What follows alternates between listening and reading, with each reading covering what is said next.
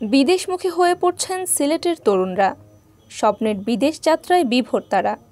যুক্তরাজ্য, যুক্তরাষ্ট্র, Canada, Italy, Romania, Lithuania, Cyprus, Croatia, Greece, France, Portugal ও মাল্টা সহ বিভিন্ন দেশে পাড়ি জমাচ্ছেন তারা। কেউ যাচ্ছেন উচ্চশিক্ষার জন্য, আবার কেউ যাচ্ছেন কাজের ভিসায়। করোনা পরবর্তী সময়ে উন্নত দেশগুলোর ভিসা নীতি কিছুটা নমনীয় হওয়ায় সেই সুযোগ কাজে লাগিয়ে দেশ ছাড়ছেন তরুণরা। 12 বছরের রিপ্লেসমেন্ট গ্যারান্টি নিয়ে তানভীর মেটালি প্রথম বাংলাদেশে।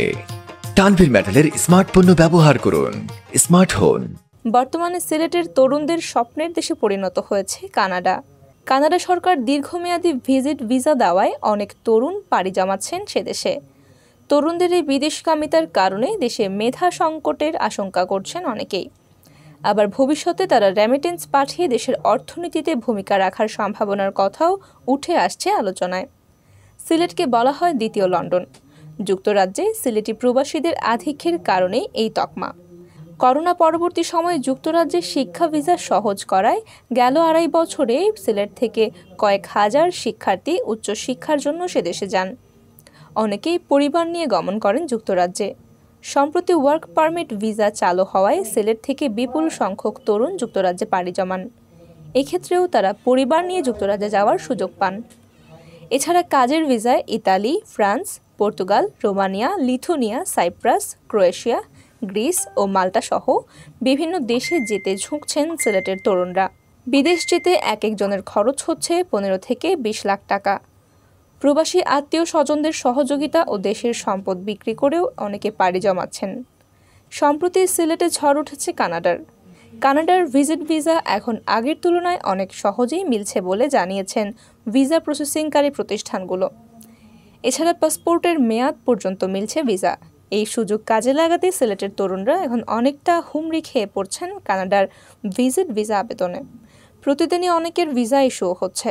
সিলেট নগরীর আলহামরা শপিং সেন্টারস্থ ভিসা প্রসেসিংকারী প্রতিষ্ঠান ইমিগ্রেশন অ্যান্ড স্টুডেন্ট কনসালটেন্সির প্রধান নির্বাহী অ্যাডভোকেট ফয়জুল হক রানা জানান, এখন কানাডার ভিসা ইস্যুর হার অনেক বেশি। প্রতিদিনই অনেকের ভিসা হচ্ছে। অনেকে পরিবার সহ ভিজিট ভিসা পাচ্ছেন। এর আগে কানাডার ভিজিট ভিসা ইস্যুর হার এত বেশি ছিল না। এদিকে তরুণদের বিদেশগামিতার প্রবণতা প্রসঙ্গে সুশাসনের জন্য নাগরিক সুদান সিলেটের সভাপতি ফারুক মাহমুদ বলেন, উচ্চশিক্ষার জন্য মেধাবীরা বিদেশ চলে যাচ্ছে। দিন দিন এই প্রবণতা বাড়ছে। এতে দেশ থেকে মেধা পাচার হচ্ছে। এই মেধাবীরা পড়ালেখা শেষ করে আর দেশে ফিরছে না। আমরা কাঙ্ক্ষিত মানের উচ্চশিক্ষা নিশ্চিত করতে পারলে হয়তো বিদেশগামিতার সংখ্যা কমত। উচ্চশিক্ষা, ভ্রমণ কিংবা কাজের ভিসা যেটাই হোক না কেন, প্রথম দফায় দেশ থেকে আসলে অনেক টাকা চলে যাচ্ছে। অর্থনৈতিক এই সংকটময় সময়ে এতে আরও সংকট তৈরি হচ্ছে। তবে যারা কাজের ভিসায় বাইরে যাচ্ছেন তারা একসময় দেশের রেমিটেন্স পাঠাবেন। এতে আমাদের অর্থনীতি উপকৃত হবে, এটাও সত্য। সিলেট শিক্ষা বোর্ডের সচিব মোহাম্মদ কবির আহমদ বলেন, উচ্চশিক্ষার জন্য বিদেশ যাওয়ার বিষয়টিকে নেতিবাচক হিসেবে দেখার সুযোগ নেই। তবে বিদেশ যাওয়ার প্রবণতা যাতে আমাদের সন্তানদের শিক্ষা থেকে দূরে সরিয়ে না দেয়, সেদিকে সবাইকে খেয়াল রাখতে হবে।